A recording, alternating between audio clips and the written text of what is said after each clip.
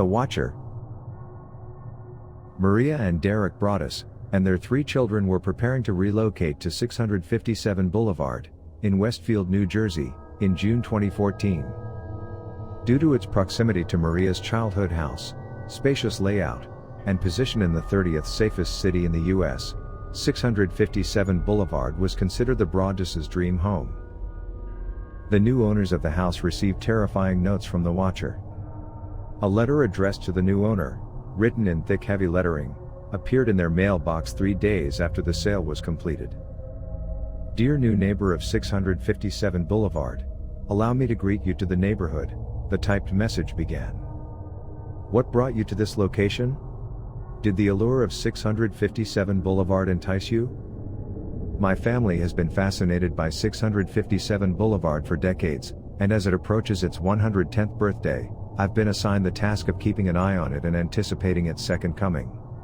My grandfather watched the house in the 1920s, and my father watched in the 1960s. It is now my time. Who am I? There are hundreds and hundreds of cars that drive by each day.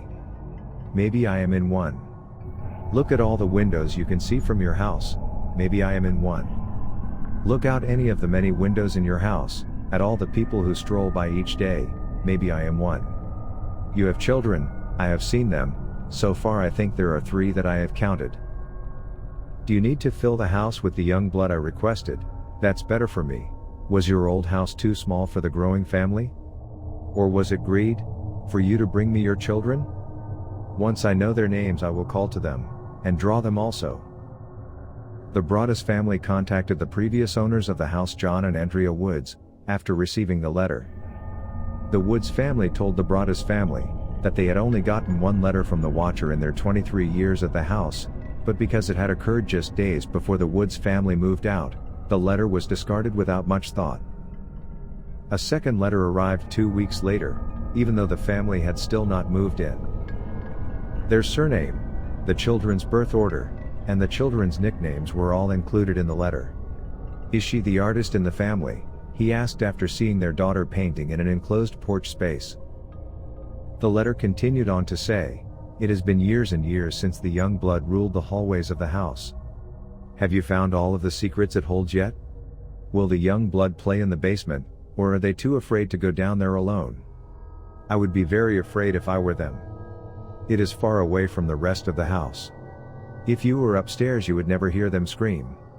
Will they sleep in the attic, or will you all sleep on the second floor? Who has the bedrooms facing the street? I'll know as soon as you move in. It will help me to know who is in which bedroom, then I can plan better. Maria and Derek stopped bringing their children to the house after receiving this letter, putting an end to their intentions to move there, prompting a third letter to be written. Where have you gone to? 657 Boulevard is missing you. There were still no leads after a year of searching. This caused stress in the Broaddus household, resulting in Derek having depression, and Maria having post-traumatic stress disorder. Both of them suffered from paranoia. The Broadduses decided to sell the house 6 months after receiving the letters, but were unable to do so due to rumors and press articles surrounding 657 Boulevard. The next letter was addressed to the vile and spiteful Derek and his wench of a wife Maria. The letter also read, 657 Boulevard survived your attempted assault, and stood strong with its army of supporters barricading its gates. My soldiers of the Boulevard followed my orders to a T. They carried out their mission, and saved the soul of 657 Boulevard with my orders. All hail the Watcher. Maybe a car accident, maybe a fire, perhaps something as simple as a mild illness that never seems to go away, but makes you feel sick day after day after day after day after day. Maybe the mysterious death of a pet, loved ones suddenly die. Planes and cars and bicycles crash, bones break. You are despised by the house, and the Watcher has won. They eventually rented the house.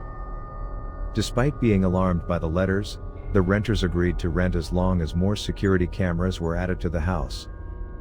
Despite a cease and desist order from the Broadduses, the Lifetime channel aired a horror film called The Watcher in October 2016, and Netflix secured the rights to the story after a bidding war in 2018.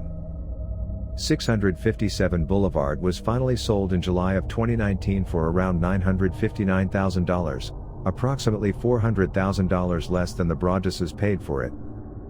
The new owners have not yet received letters from the watcher, according to reports.